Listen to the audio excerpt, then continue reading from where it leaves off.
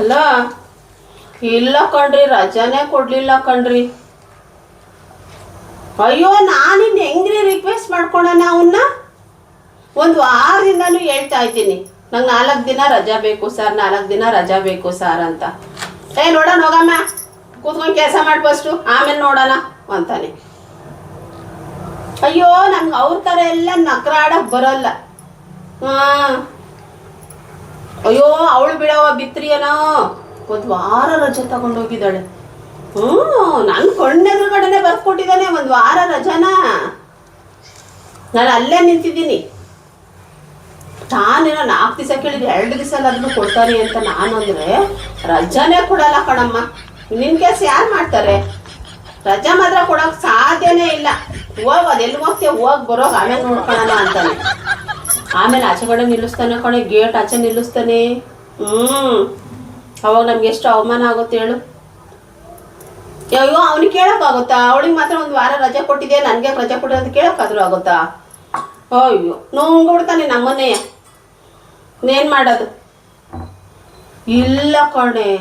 ಅಯ್ಯೋ ನಾನು ಎಷ್ಟು ಕೇಳಿದ್ದೀನಿ ಗೊತ್ತಾ, ತುಂಬ ರಿಕ್ವೆಸ್ಟ್ ಮಾಡಿದ್ದೀನಿ, ಕೊಡಲಿಲ್ಲ ಅಂದರೆ ಕೊಡಲಿಲ್ಲ. ಆ ಬಿತ್ರಿ ಅವ್ರ ಥರ ನಮಗೆ ಮಾತಾಡೋಕೆ ಬರಲ್ಲ.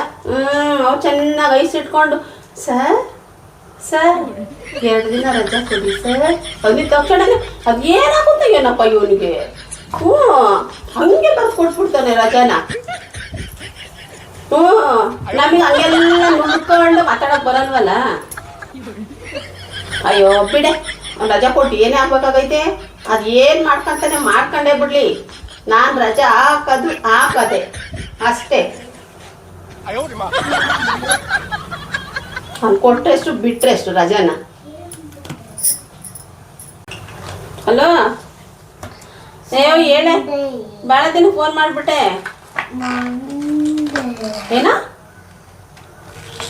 ಏನೋ ಕೇಳ್ಬೇಕಾ? ಅದು ಮನ್ಸಲ್ಲಿ ಯಾಕಮ್ಮ ಇಟ್ಕೊಂಡಿದ್ಯಾ? ಏನೋ ಕೇಳಬೇಕು ಆಂಟಿ ಅಂತವ. ಅದೇನು ಕೇಳ್ಬಿಡು. ನೋಡೆ ಒಂದು ಮಾತು ಹೇಳ್ತೀನಿ ಕೇಳು. ನನಗೆ ಕೇಳು, ಖಾರ ಪುಡಿ ಬೇಕಾ, ಉಪ್ಪು ಬೇಕಾ, ಸಕ್ಕರೆ ಬೇಕಾ, ಈರುಳ್ಳಿ ಬೇಕಾ, ಬೆಳ್ಳುಳ್ಳಿ ಬೇಕಾ, ಟೊಮೊಟೊ ಬೇಕಾ, ಈ ಕೊತ್ತಂಬರಿ ಬೇಕಾ, ಏನು ಬೇಕಾದರೂ ಕೇಳು. ಆದರೆ ದುಡ್ಡು, ಒಡವೆ ಇದೆರಡು ಬಿಟ್ಟುಬಿಟ್ಟು ಬೇರೆ ಏನು ಬೇಕಾದ್ರೂ ಕೇಳಿ ಮಾಡ್ಕೊಡ್ತೀನಿ. ಹಲೋ ಬಂತಿ ಹುಡುಗಿ ರೋಗ. ದುಡ್ಡು ಕೇಳೋಕ್ಕೆ ನಾಟಕ ಆಡ್ಕೊಂಡು ಫೋನ್ ಮಾಡಿದಾರೆ ಕಣ್ರಿ. ನೋಡ್ರಿ ಸೌಂಡೇ ಇಲ್ಲ, ಫೋನೇ ಕಟ್ಟು. ಇವ್ರು ಕೇಳಿದ ತಕ್ಷಣ ಕೊಟ್ಬಿಡ್ಬೇಕು ನಾವು. ನಮ್ಮ ಹತ್ರ ಇದೆಯೋ ಇಲ್ಲೋ ಅದೆಲ್ಲ ಅವ್ರಿಗೆ ಗೊತ್ತಿಲ್ಲ.